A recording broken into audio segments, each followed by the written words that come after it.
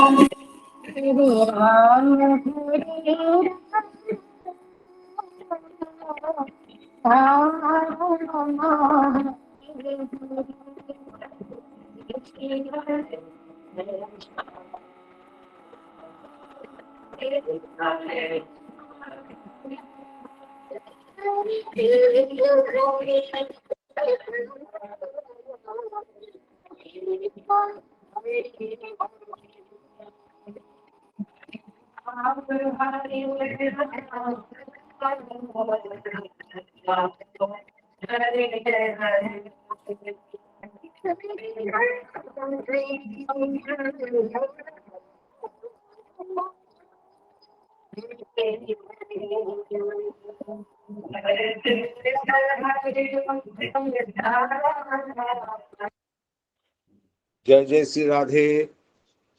जय जय, दंडवत प्रणाम। इसी प्रातःकालीन सत्र में मैं सभी आचार्यों का चरण वंदन करता हूँ। समुपस्थित सभी रसिक श्रोतागणों का भी मैं चरण वंदन करता हूँ। सबका स्वागत, अभिनंदन इसी कार्यक्रम में। हमारे परम प्रिय वंदनीय प्रभु जी विराजमान हो गए हैं, इसीलिए आज के कथा सत्र को आरंभ करने के लिए, भागवत कथा रस सुधा पान कराने के लिए मैं उनसे निवेदन करता हूँ। जय जय श्री राधे। वंदनीय हरिप्रिय प्रभु जी। आज के कथा सत्र में उपस्थित सभी आचार्य वृंद और वैष्णव वृंद के चरणों में कोटि कोटि नमन ज्ञापन करते हुए आज की कथा का प्रारंभ किया जा रहा है। अज्ञानतिमिरान्धस्य ज्ञानाञ्जनशलाकया चक्षुरुन्मीलितं येन तस्मै श्रीगुरवे नमः। वाञ्छाकल्पतरुभ्यश्च कृपासिन्धुभ्येव च पतितानां पावनेभ्यो वैष्णवेभ्यो नमो नमः। आजानुलम्बितभुजो कनकावदातो संकीर्तनैकपितरो कमलायताक्षो विश्वम्भरो द्विजवरो युगधर्मपालो वन्दे जगत्प्रियकरो करुणावतारो अंगश्यामलिमच्छटाभिरभितो मन्दीकृतेन्दीवरम् जाज्जञ्जागुडरोचिषां विदधतम् पट्टाम्बरस्य श्रिया वृन्दारण्यनिवासिनं हृदि लसन्दामाभिरामोदरम् राधास्कन्धनिवेशितो जलभुजम् ध्यायेमदामोदरम्। हरे कृष्ण कृष्ण कृष्ण हरे हरे, हरे राम राम राम हरे हरे। नारायणं नमस्कृत्य नरं चैव नरोत्तमं देवीं सरस्वतीं व्यासं ततो जयमुदीरये। यं प्रव्रजन्तमनुपेतमपेतकृत्यम् द्वैपायनो विरह कातराजुभाव पुत्रेति तन्मयतया तरो विनेदो तं सर्वभूतहृदयं मुनिमानतोऽस्मि। आत्मानवैवात्मतया विजानताम् तेनैव जातं निखिलं प्रपञ्चितं ज्ञानेन भूयोऽपि च तत्प्रलीयते रज्ज्वामहेर्भोगभवा भवो यथा। कल हम लोग इस 25वें श्लोक के संबंध में अनुशीलन कर रहे थे। श्री विश्वनाथ चक्रवर्तीपाद ने यह भूमिका बनाई थी कि इसके पीछे वाले श्लोक में जो तरंती इव ऐसा कहा गया, यह क्यों कहा गया? तरंत्येव ते, यही क्यों नहीं कहा गया? यही क्यों नहीं कहा ब्रह्मा जी आपने? और यह जो संसार है, इस संसार को अनित्य क्यों कहा गया? संसार जो है, इसकी अनित्यता का प्रतिपादन हुआ तरंतीव भवान ऋताम बुधिम, ऐसा क्यों कहा? तो इसका उत्तर इस श्लोक में दिया जा रहा है। दो प्रकार के ज्ञानी होते हैं। दास ने इन विषयों की चर्चा पहले की है, एक सांख्य योग वाले और एक ज्ञान यज्ञ वाले। उनमें से जो सांख्य योग वाले होते हैं, उन ज्ञानियों का जो आश्रयणीय मत होता है वह विवर्तवाद का मत होता है। जहां किसी वस्तु का तात्विक परिणाम होता है वह परिणामवाद कहलाता है, और जहां तात्विक परिणाम नहीं है किंतु एक आभासी प्रतीति होती है वहां विवर्तवाद कहलाता है। जैसे मिट्टी से यदि घट बनता है तो घट जो है मिट्टी का एक परिणाम है, इसलिए वह तात्विक परिणाम है। किंतु रज्जु को देखने पर उसमें कभी यदि सर्प की प्रतीति होती है तो सर्प का वहां विद्यमान ना होने पर भी जो प्रतीत होना है, यही जो है आभास कहलाता है। और सर्प क्यों प्रतीत हुआ, इसको जिस कारण से वो लोग निरूपित करते हैं वह विवर्त कहलाता है।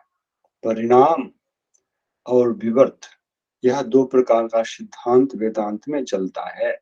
तो यहाँ इस विवर्तवाद का आश्रय लेने वाले जो ज्ञानी हैं, उनके दृष्टिकोण से सिद्धांत का प्रतिपादन किया जा रहा है, और उनकी दृष्टि में ही जगत जो है वह अनृत है, और इस अनृत जगत से मानो वे पार हो जाते हैं। मानो इव जो कहा गया है, इसके पीछे कैसा सिद्धांत होता है उसको यहाँ प्रतिपादित कर रहे हैं, और इसके अधिकारी कौन होते हैं। आत्मानम एव आत्मतया अभिजानताम, अपने देहगत आत्मा को जो देही है उसी को आत्मतया नहीं जानता है, किंतु देह को आत्मतया जानता है। आत्मा कैसा है? आत्मा, देही आत्मा जो है वह भी ज्ञानानंदमय है।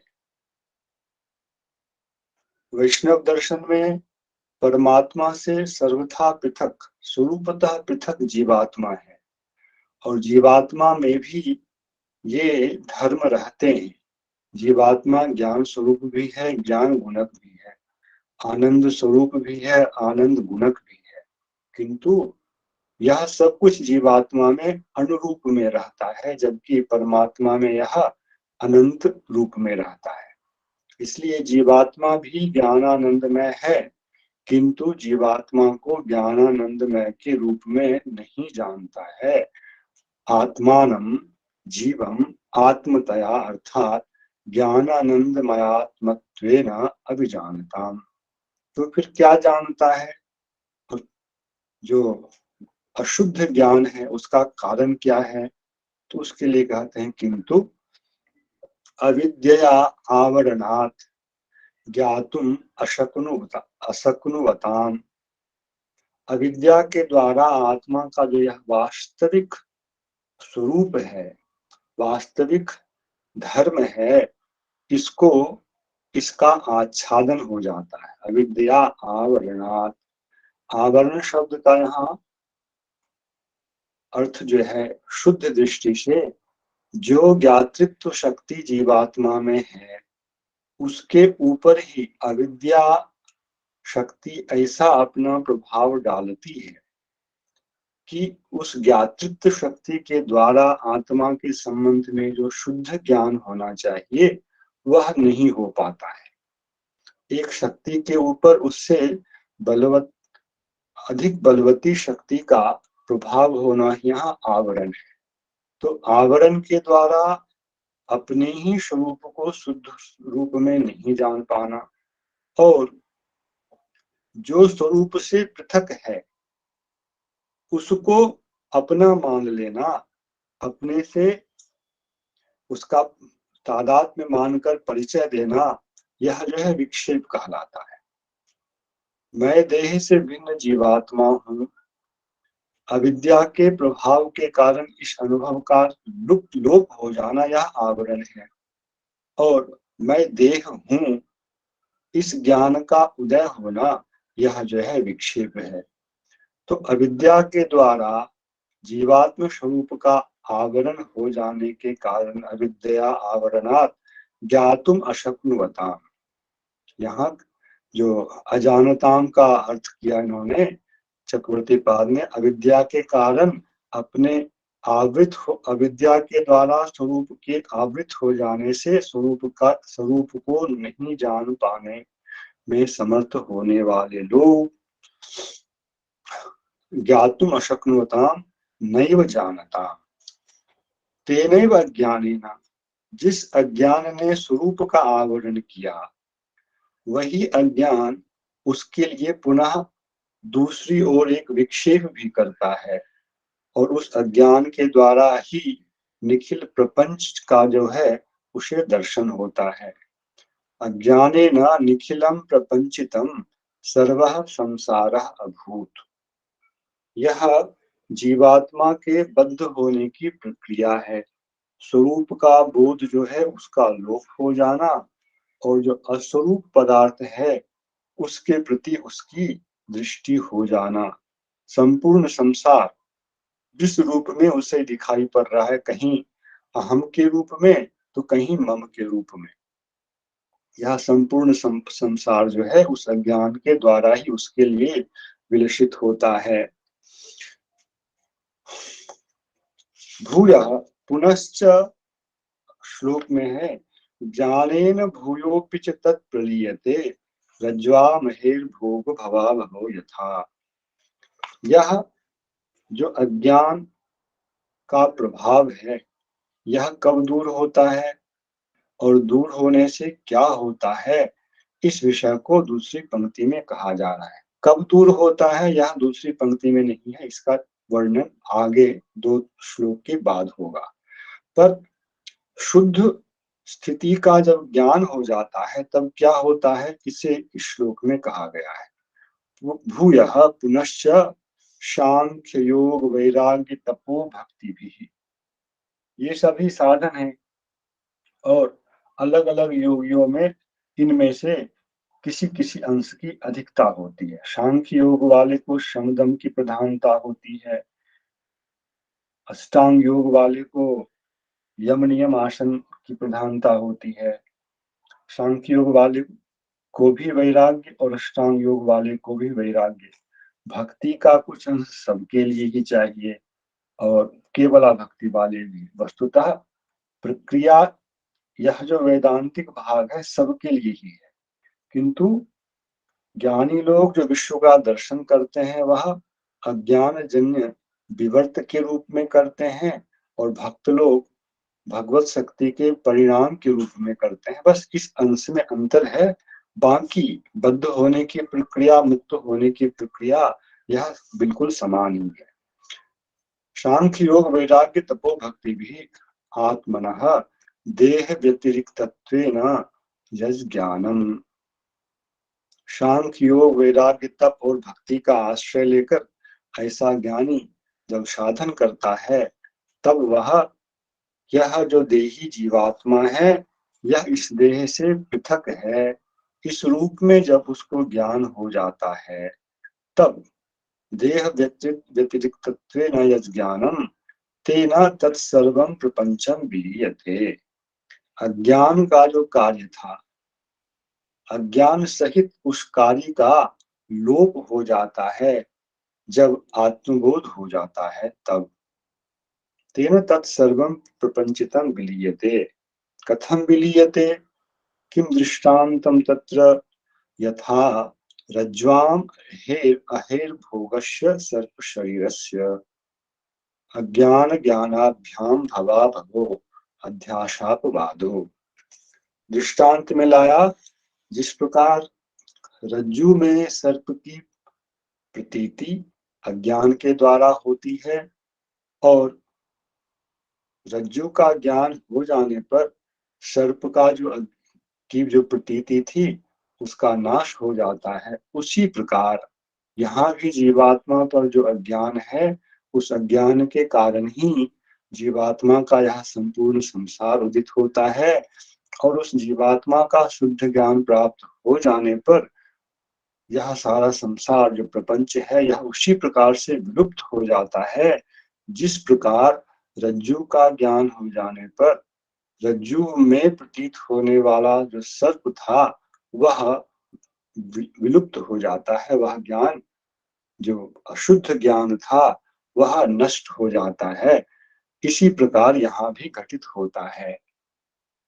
तो अज्ञान के द्वारा आत्मा में संसार का आरोप, मैं देह हूँ, यह आरोप है। आत्मा पर मैं देही हूँ ऐसा ना होकर मैं देह हूँ, यह ज्ञान जो है आत्मा पर आरोप है, इसे अध्यास कहा जाता है। और जब शुद्ध ज्ञान की प्राप्ति होगी तो इस अध्यास का जो निषेध हो जाएगा वह अपवाद हो जाएगा, और उस समय फिर देह की प्रतीति उसे नहीं होगी, क्योंकि वह अपने स्वरूप ज्ञान में प्रतिष्ठित हो जाएगा। जिस प्रकार सर्प की प्रतीति नहीं होती है, उसी प्रकार देह की और दैहिक जो संपूर्ण यह विश्व है इसकी प्रतीति उसे नहीं होगी। इस प्रकार से ज्ञान मार्ग का आश्रय लेने वालों का जो है शांति साधन का भाव इस श्लोक में निरूपित हुआ है।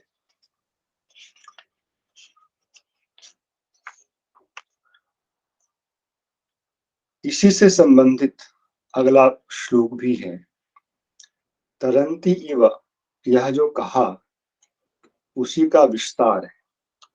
अज्ञान संजो भवबंध मोक्षो दो नाम नान्योस्तरितंज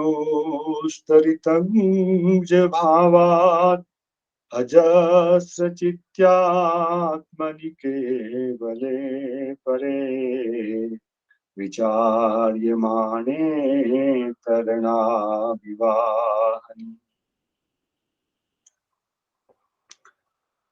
स्वरूप ज्ञान क्या था?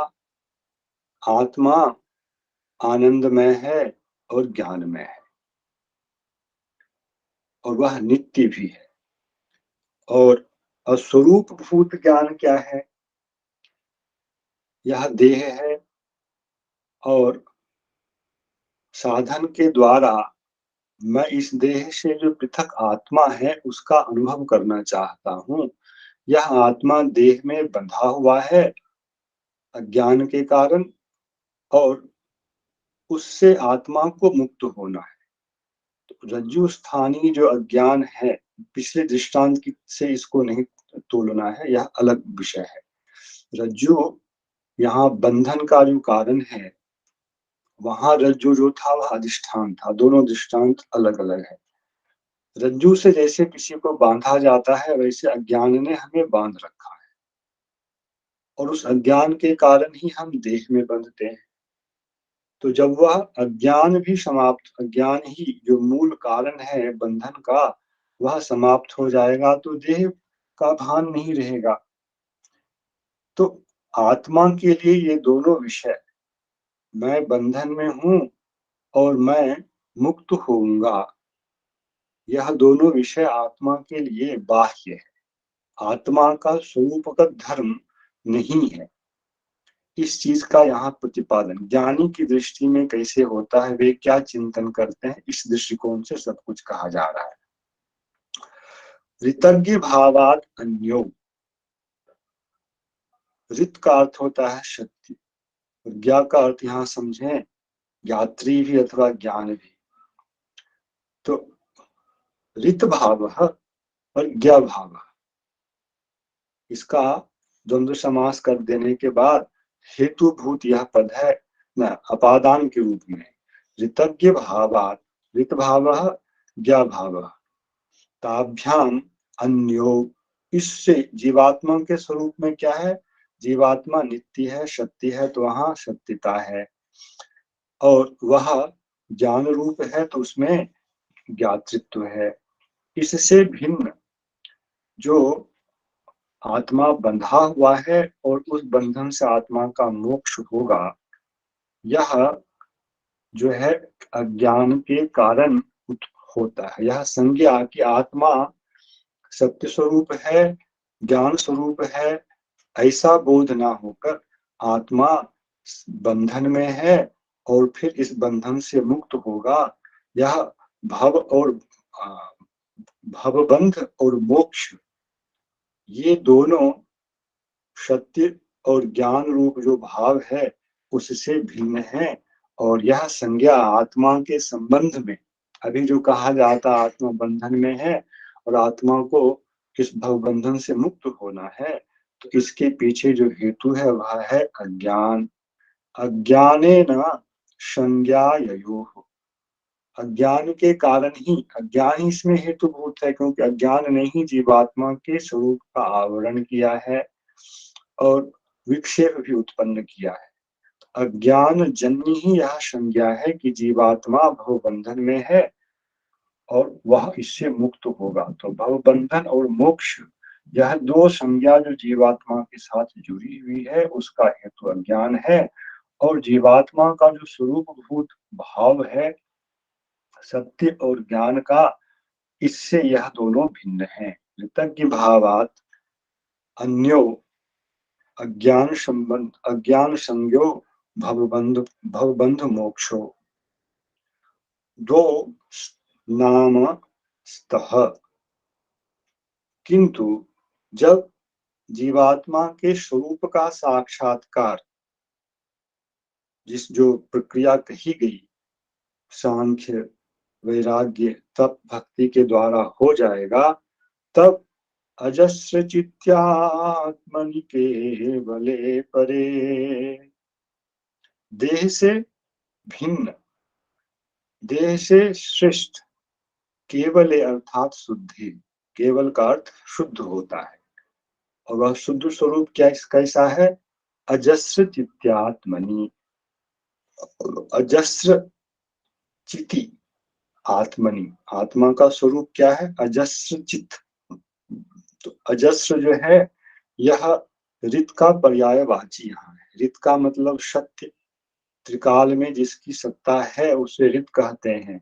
और अजस्र का भी अर्थ यही होता है अनवरत, किसी व्यवधान के उसका वहां उपस्थित रहना। और ज्ञा भाव जो है उसको यहाँ चित कहा गया, ज्ञान अंश। अजस्र चिति आत्मनि देहात परे भिन्ने केवले शुद्ध स्वरूपे विचार्यमाने, उस रूप में यदि आत्मा का विचार किया जाता है तो अज्ञान जन्य जो भवबंध और मोक्ष, ये दोनों संज्ञाएं जीवात्मा के साथ प्रतीत हो रही हैं। यह तदनो इव अहनि, सूर्य है, सूर्य के द्वारा दिन और रात की प्रतीति होती है, सूर्य उसका परिच्छेदक है। किंतु ठीक से विचार किया जाए तो दिन और रात ये सूर्य में नहीं, सूर्य से संबंधित हैं, किंतु सूर्य स्वरूप में दिन और रात नहीं है। जिसकी दृष्टि सूर्य पर रहेगी उसके लिए दिन और रात नहीं है। जो सूर्य को सदा नहीं देख सकते हैं उनके लिए सूर्य के अदर्शन होने से रात है और सूर्य के उदित होने से दिन है। किंतु सूर्य के अपने स्वरूप में दिन और रात की सत्ता नहीं है। जिस प्रकार उसी प्रकार आत्मा अजस्र चित चित स्वरूप जो आत्मा है उनमें भवबंधन और मोक्ष ये दो संज्ञाओं का व्यवहार अज्ञान जन्य है, उसके स्वरूप से भिन्न है। यह वह ज्ञानी विचार करता है। इस पर श्री विश्वनाथ चक्रवर्ती ठाकुर कह रहे हैं, अतएव भवस्य अनित्यत्वम् अनित्यत्वात् एव तत्तरणस्यापि अनित्यत्वम् इति स्पष्टयति अज्ञानेति। पीछे वाले श्लोक में विवर्त का प्रतिपादन किया गया। विवर्त में जो पदार्थ होता है वह अनृत होता है। यहाँ जो विशेष रूप से ध्यान देने की बात है, दास ने पहले भी यह कहा है, मिथ्या शब्द से, अनृत शब्द से वैष्णव लोग भी परहेज नहीं कर सकते हैं, क्योंकि यह शास्त्रीय शब्द है। अंतर कहाँ है? अंतर है इन शब्दों की जो परिभाषाएं दी जाती हैं वहां अंतर होता है। केवलाद्वैतवाद में जो मिथ्या शब्द का लक्षण दिया गया है, सदसद विलक्षण, उससे समस्या है, ना कि असत, अनृत इत्यादि शब्दों से कोई समस्या है। अतएव भवस्य अनृतत्वम्, संसार असत है, अनृतत्वात् एव मिथ्या भी कहें कोई समस्या नहीं है, पर वह लक्षण केवल जो असत असत विलक्षण वाला जो है वह लक्षण नहीं चलेगा। दास ने पहले भी निवेदन किया है,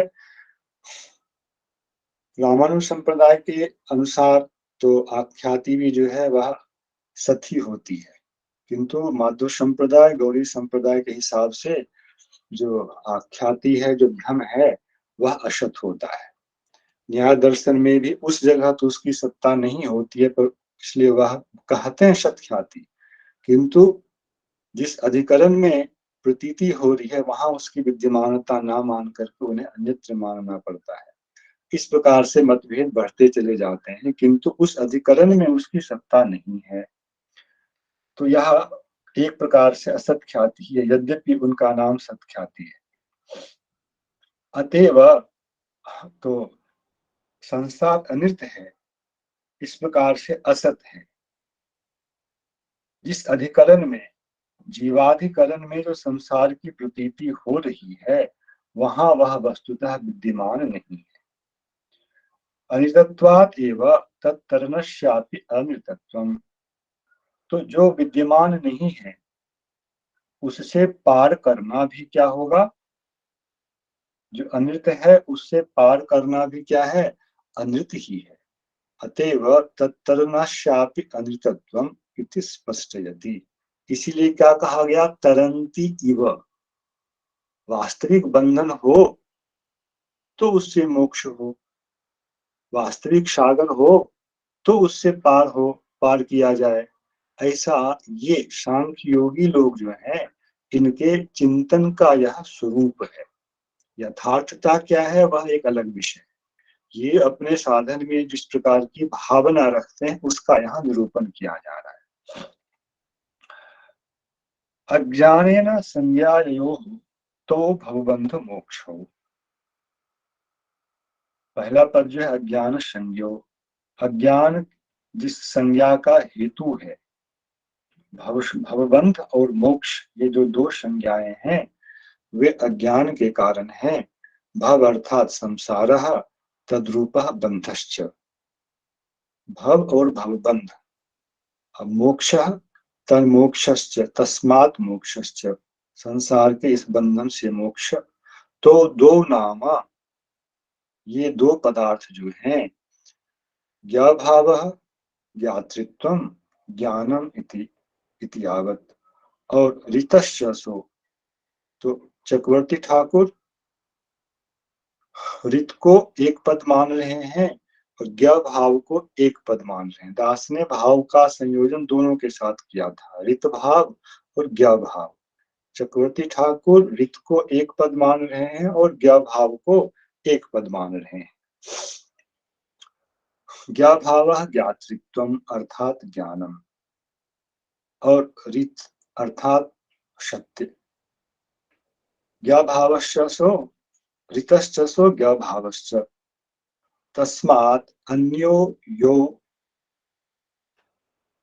दो संज्ञो, ये जो है जीव में नहीं है, अज्ञान के कारण है। तस्मात् अन्यो यो अज्ञान संज्ञोस्तः, तो ऋतज्ञ भावे, ऋतज्ञ भाव का ही ऋतज्ञ भावे तस्मिन् अजस्र चित्त्यात्मनि, अगली पंक्ति में जो अजस्र चिति आत्मनि है, वहां ऋतज्ञ जो भाव है उसका ही अनुवाद है अजस्र चिति।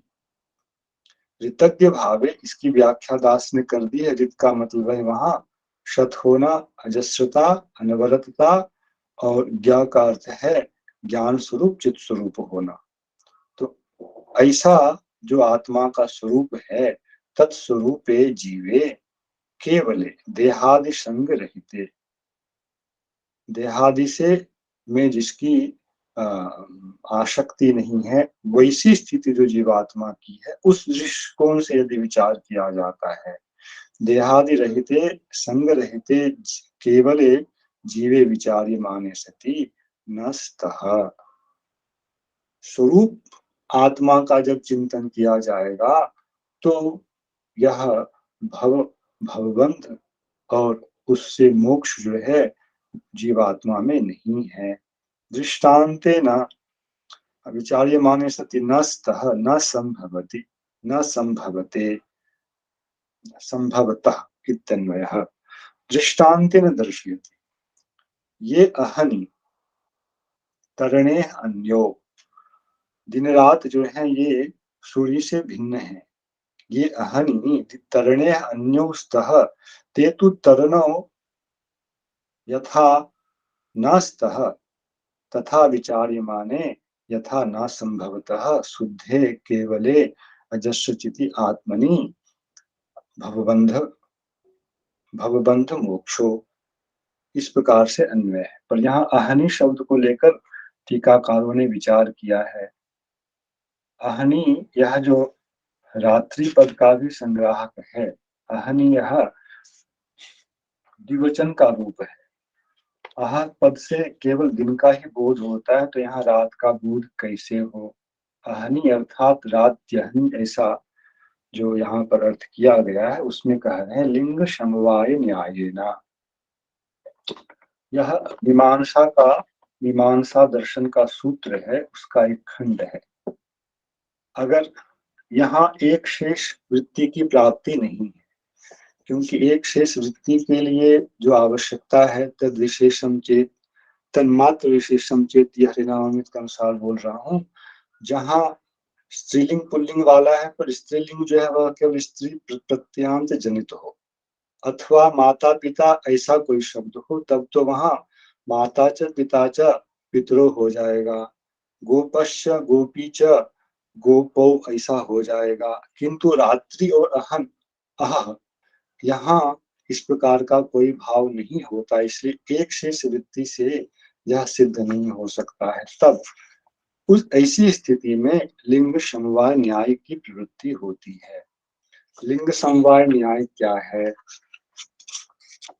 लिंग समवाय न्याय में वाच्यार्थ जो है वह एक का होता है। व्यक्ति व्यक्तिगत होता है, एक पदार्थगत होता है, किंतु उस वाच्यार्थ के द्वारा ही समूह का भी बोध होता है। जब तब लिंग समवाय न्याय की प्रवृत्ति होती है। लौकिक उदाहरण इस विषय में दिया जाता है, क्षत्रिणः यान्ति। समूह जा रहा है, उसमें राजा जा रहे हैं और राजा के ऊपर छत्र है, बाकियों के ऊपर नहीं है। छत्र एक ही है राजा के ऊपर, तो छत्री तो एक ही हुए, किंतु वहां जब यह व्यवहार होता है क्षत्रिणः यान्ति, तो वहां इस न्याय की प्रवृत्ति होती है। वाच्यार्थ क्या है? छत्री अर्थात राजा। छत्रिणः सबके पास छत्र नहीं है, किंतु यह वाच्यार्थ जब पूरे समूह पर लग जाता है, समूह में प्रविष्ट हो जाता है, तब छत्रिणः यान्ति यह प्रयोग हो जाता है और इस न्याय को लिंग समवाय न्याय कहा गया है। भागवत में चौथे अध्याय में भी इस प्रकार का एक प्रसंग आया है, जहां कंस ने देवकी और वसुदेव के चरण को पकड़ा है, और वहां आप लोगों ने इसका अनुशीलन किया होगा। इत्युक्त्वा अश्रुमुखः पादो शालः शश्रोरथा गृहीत। यहाँ कंस शाले हैं और चरण किनका पकड़ना है? शाले हैं तो वो चरण पकड़ेंगे वसुदेव जी के, किंतु पद जो है यहाँ पर शश्रोह लिखा हुआ है, और यह भगिनीवाची शब्द है और द्विवचन में है। कैसे इसकी संगति हो? तो वहां पर श्रीधर स्वामी पाद ने भी इस चीज को लिखा है, स्वश्री शब्देन द्विवचन अनुपत्या मिथुन गणन द्वारा मिथुनी लक्षणया स्वश्री तत्पत्यो अविधानम। यहाँ देवकी का चरण ग्रहण करना यह मुख्य अर्थ है, देवकी का चरण ग्रहण करना, किंतु साथ ही साथ वसुदेव के भी चरणों को कंस ने ग्रहण किया, किंतु जो शब्द है उसमें स्वश्रीपति ऐसा शब्द नहीं आया है। इसलिए यहाँ लिंग समवाय न्याय से स्वश्री अर्थ प्रधान है, वाच्यार्थ है, किंतु यही स्वश्रीपद जो है स्वश्रीपति का भी यहाँ पर बोध करा रहा है, यही लिंग समवाय न्याय है। और शास्त्रीय उदाहरण, लौकिक उदाहरण क्षत्रिणः यान्ति, शास्त्रीय उदाहरण है प्राणभृतः उपदधाति। यहाँ प्राणभृत मतलब यह प्राणभृतः एक शब्द है जो किसी मंत्र में आया है, किंतु वह एक मंत्रगत पद है, किंतु प्राणभृतः यह बहुवचन का प्रयोग कैसे हुआ? तो वहां शास्त्रीय दृष्टिकोण से इस चीज को सिद्ध किया गया है। तत्संबंधी उसके जैसे और भी मंत्र हैं जो उसके साथ वहां पढ़े गए हैं, उस सब को लेकर के प्राणभृतः कर दिया गया है, जबकि प्राण यह शब्द जो है एक ही मंत्र में वहां उपस्थित है। लिंगम वाच्यार्थः तस्य समवायः समुदाय प्रवेशः इति लिंग समवायः, ऐसा इसका सामान्य अर्थ है। इन दो श्लोकों में ज्ञानी कैसा चिंतन करते हैं, इस चीज को विवर्तवाद का आश्रय लेकर श्री विश्वनाथ चक्रवर्ती पाद ने प्रतिपादित किया। इस विषय को ठीक से समझने के लिए कि चक्रवर्ती ठाकुर क्या कह रहे हैं, हमें उनकी दूसरी वाणी का आश्रय लेना पड़ेगा। चक्रवर्ती ठाकुर जी का इस श्लोक के ऊपर जीव गोस्वामी की व्याख्या अलग है, उस अन्वय को भी यदि हम दिखा दें तो ज्यादा अच्छा होगा। जीव गोस्वामी का यहाँ भाव है, आत्मा जो है शुद्धावस्था वाला जीव है। आत्मा खलु शुद्धावस्था जीव एव मूलम ततः तद ज्ञानेन एव जाता प्रपंचः तज्ज्ञानेन एव नश्येत। तत्र तादृशम् अतज्ज्ञानां किमिति केषांचित् मतम इत्याशंक्याः आत्मानमिति। यह एक देशी किसी लोगों का विचार है, उसको लेकर के सारा विचार यहाँ किया गया है।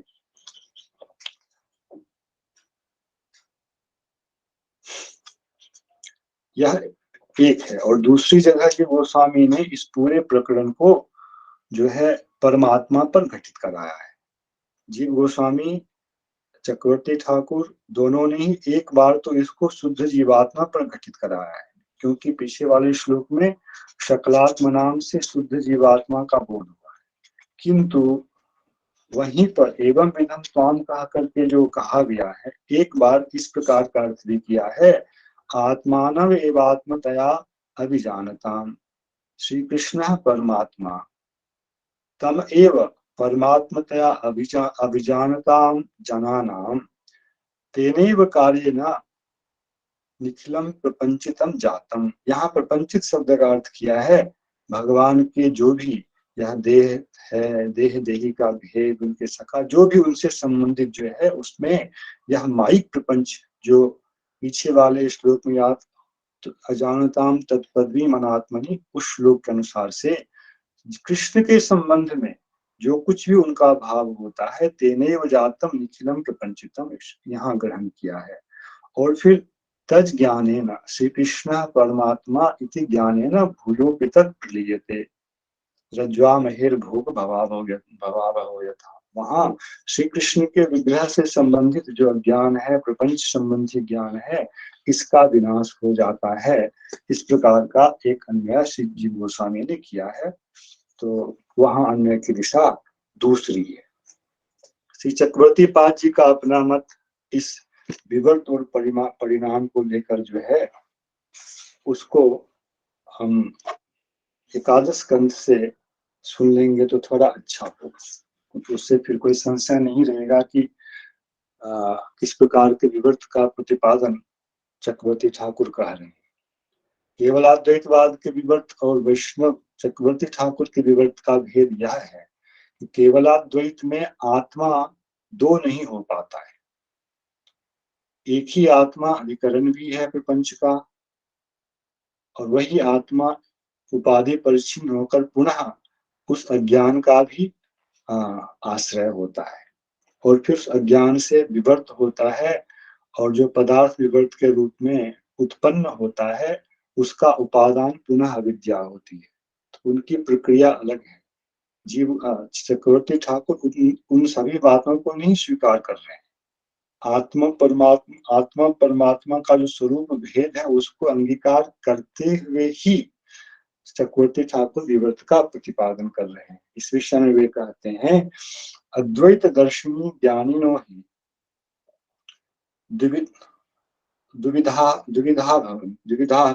द्विविधा भवन्ति विश्वस्य अस्य परब्रह्मोपादानकत्वे अवश्यं व्याख्येये। परिणामवादे ब्रह्मणः विकार प्रसक्तेः तम अनंगीकृत्य विवर्तवादम एव अंगीकुर्वाणाः। ब्रह्मणः निर्विकारत्वं विश्वस्य अश्यतु मिथ्यात्वम् आचक्षते खलु के। दो प्रकार के अद्वैत दर्शन वाले हैं, उसमें से जो ज्ञानी लोग हैं, वे ज्ञानी लोग दो प्रकार का अद्वैत दर्शी ज्ञानी होते हैं। उसमें से जो पहला प्रकार है, वह है ऐसा ज्ञानी जिसके पक्ष में भी ब्रह्म का विश्व संबंधी उपादान कारण होना अनिवार्य है। विश्वस्य परब्रह्मोपादानकत्वे अवश्यम व्याख्येये। यह दोनों के पक्ष में अनिवार्य है कि ब्रह्म जो है इस विश्व का उपादान है। किंतु यदि परिणामवाद स्वीकार करते हैं, परिणामवादे ब्रह्मणः विकार प्रसक्तेः, तो यदि ब्रह्म ही उपादान है तो ब्रह्म को विकारी होना पड़ेगा। इस भय से ऐसा प्रसंग उपस्थित हो जाने के कारण परिणामवाद को अस्वीकार कर तम अनंगीकृत्य विवर्तवादम एवं अंगीकुर्वाणाः। ब्रह्मणः निर्विकारत्वं विश्वस्य अश्यतो मिथ्यात्वम् आचक्षते खलु एक प्रकार के ज्ञानी इस प्रकार का विचार करते हैं कि ब्रह्म को निर्विकारी यदि रखना है तो परिणामवाद को स्वीकार नहीं कर विवर्तवाद का आश्रय लेना पड़ेगा। उससे विश्व जो है, विश्व का मिथ्यात्व सिद्ध होगा और ब्रह्म का निर्विकारत्व अक्षुण्ण रहेगा। यह एक। अन्य तो प्रकृति है स्वशक्ति प्रकृतेः स्वशक्तित्वात् तद्द्वारैव परब्रह्मणोः उपादानत्वमतः। दूसरे पक्ष वाले लोग जो हैं उनके हिसाब से प्रकृति जो है यह उपादान है और प्रकृति जो है वह परब्रह्म की शक्ति है। प्रकृति को द्वार बनाकर परब्रह्म जो है जगत के उपादान होते हैं। अतः उपादानत्वम् अतः तस्याः किल विकारित्वेपि स्वरूपतः तदतीतस्य परब्रह्मणः निर्विकारत्वम् एव इति। प्रकृति भले ही विकारिणी हो जाए किंतु इससे ब्रह्म का स्वरूपतः विकार होना सिद्ध नहीं होता है। दास ने पहले यह निवेदन किया है, जो विकारिणी प्रकृति है यह परब्रह्म की बहिरंगा शक्ति है, इसलिए इसके विकारी होने से भी परब्रह्म की निर्विकारता स्वरूपतः वह अक्षुण्ण ही रहता है। स्वरूपतः तदतीतस्य परब्रह्मणः निर्विकारत्वम् एव इति परिणामवादे किल न कापेक्षति। तथा च उक्तं भगवता प्रकृतिर्यस्योपादानम् आधारः पुरुषः परः सतो विव्यञ्जकः कालः ब्रह्म तत्तृतीयं त्वहम्। इसमें उपादान कारण सहयोगी कारण, उपादान कारण प्रकृति, सहयोगी कारण काल और निमित्त कारण जो ब्रह्म है उसको लेकर के भगवान ने कहा यह सब कुछ मैं ही हूँ। अतः सत्यपि द्वैते, द्वैत के रहने पर भी प्रकृति कार्याणाम तद अनन्यत्वात्, प्रकृति के जो कार्य हैं यह प्रकृति से अनन्य है पहले, और प्रकृतेश्च परमेश्वरान्यत्वात्, प्रकृति परमेश्वर से अनन्य है, इसलिए परमेश्वरस्य तो बहुमूर्तत्वेपि एकत्वात् अद्वैतम एव ब्रह्म इत्याहुः। यह वैष्णव संबंधी मत है। उभयेषाम् अपि ज्ञानित्वेपि, दोनों ही ज्ञानी हैं, किंतु उत्तरे एव श्री भागवत सम्मताः, श्री भागवत सम्मता, पाठ में कुछ यहाँ गड़बड़ी, किंतु उत्तर वाला जो ज्ञानी का मत है वही भागवत सम्मत है, पहला वाला भागवत सम्मत नहीं है।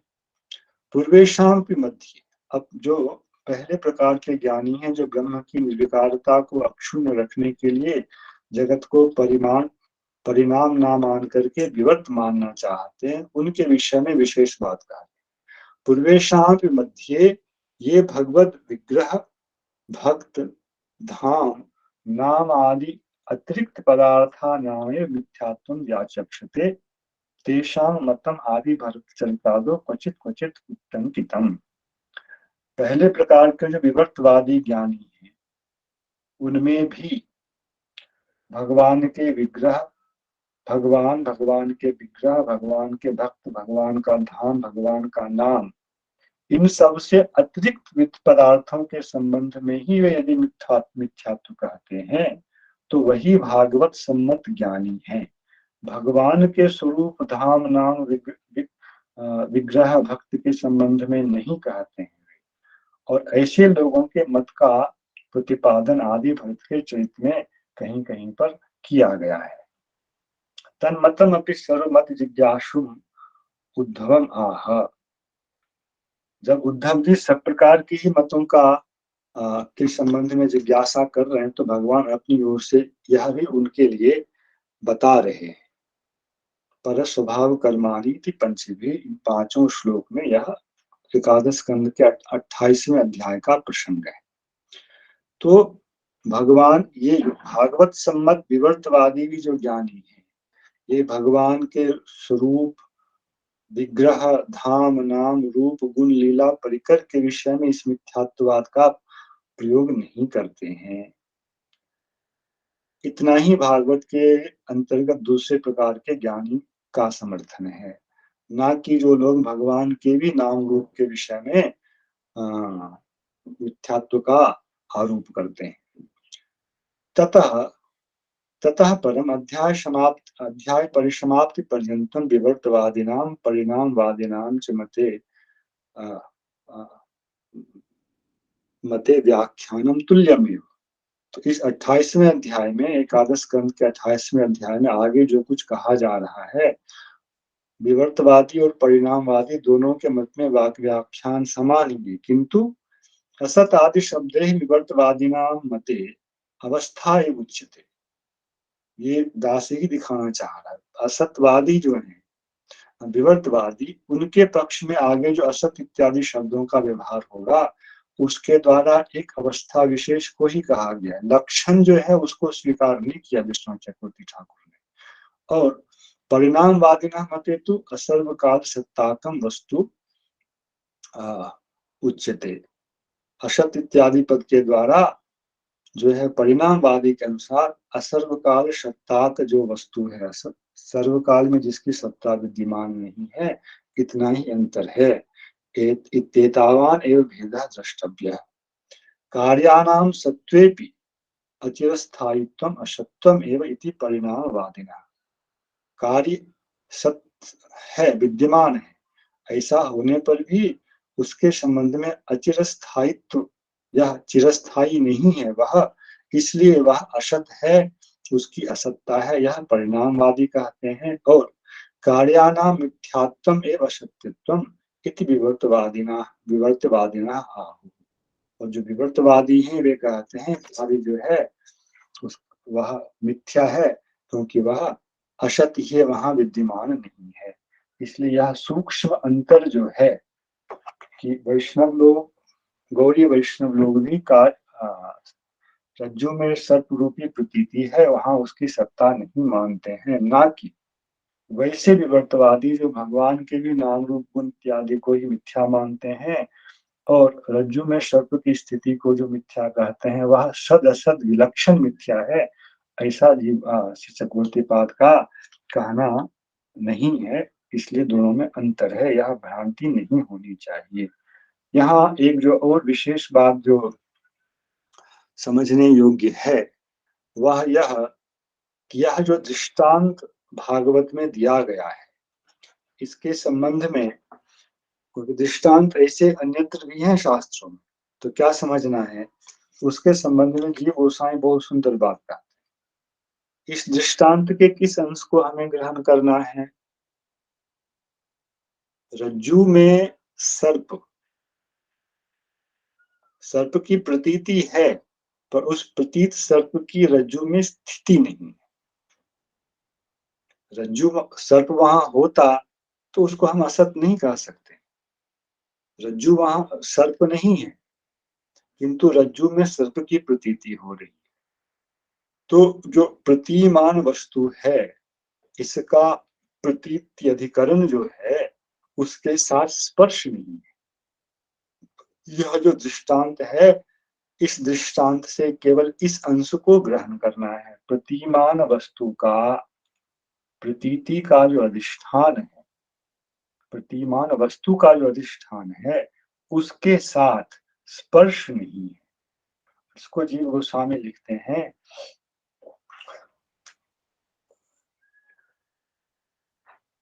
अत्र च प्रकरणे माया शब्देन दुस्तर्क शक्तेः एव अभिधानं तदुक्तं मत्स्थानि सर्वभूतानि न चाहं तेषु अवस्थितः। गीता में नवम अध्याय में जब भगवान ने अपने वैभव का वर्णन शुरू किया है, योग ऐश्वर्य का, तो वहां वे कहते हैं मया ततमिदं सर्वं जगद अव्यक्त मूर्तिना मत्स्थानि सर्वभूतानि न चाहं तेषु अवस्थितः। यहाँ पहले कहा मत्स्थानि सर्वभूतानि, अहमेव एतेषां भूतानां अधिकरणं, किंतु आगे श्लोक में कह रहे हैं न च मत्स्थानि भूतानि, कह रहे मैं इनका अधिकरण नहीं, ये मुझ पर नहीं भी। न च मत्स्थानि भूतानि पश्चिमे योगम ऐश्वरम, इसी खंड को जीव गोस्वामी उठा रहे हैं। तदुक्तम मत्स्थानि सर्वभूतानि न चाहं तेषु अवस्थितः न च मत्स्थानि भूतानि पश्चिमे योगम ऐश्वरम। अतः ये जो कार्य हो रहा है यह भगवान की दुस्तर्क शक्ति के द्वारा हो रहा है, जिसके कारण भगवान कह रहे हैं यह संपूर्ण जगत मुझ पर है, किंतु यह संपूर्ण जगत मुझ पर नहीं भी है। न च मत्स्थानि भूतानि, यहाँ कह रहे हैं वे कि अतः यत्र यस्य स्पर्शः नास्ति तत्र तस्य स्थित्वं मिथ्या इति मिथ्यात्वमपि तद्व्याख्यातम युक्तम। इस दृष्टिकोण से यदि मिथ्यात्व की व्याख्या की जाए तो उसमें कोई दोष नहीं है। यहाँ भाव क्या है? कोई भी वस्तु जिस अधिकरण पर रहेगा उसके साथ एक संबंध होगा। वह संबंध कैसा होगा? जल में यदि हम जल रखते हैं तो संयोग संबंध होता है, बाद में वह तादाद में एक तरह से परिवर्तित हो जाता है। पुस्तक, टेबल पर पुस्तक है, वहां संयोग संबंध है। नैयायिकों ने जो अन्य संबंध बना रखे हैं, स्वरूप संबंध, तादात्म्य संबंध, समवाय संबंध, इन सभी संबंधों को यदि हम सोचें तो जो बात भगवान यहाँ कह रहे हैं उसमें से कोई भी संबंध इस संसार का घटित नहीं होता है। यदि एक तरफा कहते कि सारा संसार मुझ पर है तब एक बात होती, किंतु किसी भी प्रकार के संबंध की पूर्णतः अवस्थिति यहाँ भगवान के इस प्रसंग में नहीं होती है। इसलिए संबंध का निर्धारण करना यहाँ संभव नहीं है। वस्तु है, उन पर ही है, वस्तु मिथ्या नहीं है, वह सत्य ही है, किंतु संबंधित नहीं है। यह जो स्पर्श नहीं होना है, यत्र यस्य स्पर्शः नास्ति तत्र तस्य स्थित्वं मिथ्या इति मिथ्यात्वम अपि तद व्याख्यातम युक्तम। इस दृष्टि इतने अंश को ही रज्जु सर्प वाला जब भाव आता है तो इस रूप में यदि ग्रहण करके उसको मिथ्या कहा जाए कि वहां उसका स्पर्श नहीं होता है तो वह भी जीव गोस्वामी की दृष्टि से अपव्याख्यान नहीं है। इसलिए यह कहना कि सबके लिए, सभी वैष्णवों के पक्ष में यह समस्या है। केवल भेद के रूप में कहें, केवल अभेद के रूप में करें, कहें क्या करें? प्रकृति और जगत का संबंध अनन्य है, किंतु प्रकृति और ब्रह्म का संबंध क्या है? स्वरूपतः दोनों को हर वैष्णव संप्रदाय को पृथक मानना पड़ा है। केवल अद्वैत संप्रदाय में तो पृथक एक शक्ति का भाव ही नहीं है, जो तीसरा अंश वैष्णव सिद्धांत में यहाँ प्रविष्ट होता है। इसलिए उनके यहाँ समस्या हो जाती है, एक ही आत्मा मानकर सबका घटन कैसे कराए।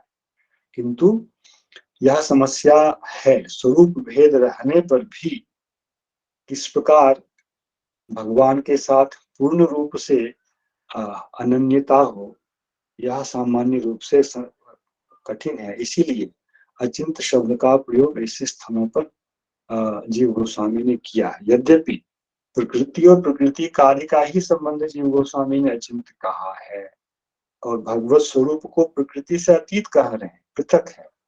और वह स्वरूप आश्रय भी है, उससे उसका लेप भी नहीं है। जैसे कमल पत्र पर जल को रखते हैं, पत्र तो निर्लेप है किंतु संयोग संबंध तो तथापि वहां है। किंतु भगवान में उस प्रकार का संयोग भी कहना नहीं चाह रहे, स्पर्श ही नहीं है, वहां स्पर्श तो है, कमल पत्र पर जल का स्पर्श है, किंतु भगवान में इस जगत का स्पर्श नहीं है, किंतु भगवान पर ही है, भगवान से भिन्न भी है। इन सारी स्थितियों को मिलाकर कोई एकतर रूप में निरूपण करना यह अत्यंत कठिन है। इसलिए यहाँ पर कुछ भी नहीं कहा जा सकता है, कह देते हैं अचिंत्य माया के द्वारा ही यह होता है, इसलिए माया को दुर्घट घटना पटियसी कह दिया जाता है। किंतु इसमें रज्जु में सर्प की तरह मिथ्या वाली बात आचार्य लोग स्वीकार नहीं करते हैं। उसका एक देशीय भाग स्पर्श का वहां न होना यह स्वीकार करते हैं। वस्तुतः भागवत के मत में जगत का विवर्त नहीं है, एक देशी जो ज्ञानी है उनके ही पक्ष में है। किंतु वे यदि इस विवर्त को भगवान के नाम रूप गुण इत्यादि पर ले जाते हैं तो उसके लिए फिर सिद्धांत ही है, ये निर्विंदाक्ष विमुक्तमानिनः, वहां जो तेजस्व भावा का पतन कहा गया है वही उनका फल होता है। यह केवल आत्मा की मुक्ति के लिए एक प्रकार का दर्शन मात्र है, न कि यह वस्तु स्थिति है। इतना कहकर दास आज की कथा को यहाँ विराम देता है। कठिन विषय है, कुछ भूल चूक हुई हो तो आप लोग इसे अपने महाराज जी आपको मेरा बारंबार प्रणाम है। मैं क्या बोलता हूँ कि मेरा प्रार्थना है कि आप काल प्रातःकालीन व्याख्यान में मेरा प्रार्थना है विवर्तवाद, परिणामवाद, माया ये सब तत्वों को भक्ति वेदांत में या अचिंत्य भेदाभेद माध्य गौड़ीय परंपरा में गौड़ीय आचार्यों का जो तत्व निरूपण है वैष्णव सिद्धांत में ब्रह्म, जीव और जगत और साक्ष्य कंटेक्स्ट में, तो आप लोग मेरा प्रार्थना है इसका तत्व निरूपण में क्या सिद्धांत है, क्या संबंध है, कृपया काल स्पष्ट करेंगे। मेरा अतीव प्रार्थना है, विनीत प्रार्थना है। ये मैं बोल दिया। आपको बारंबार प्रणाम। श्री कृष्णार्पणमस्तु। हरे कृष्ण कृष्ण कृष्ण राधे श्याम। हरे राम राम राम राधे श्याम। राम हरे हरे। श्री वैष्णव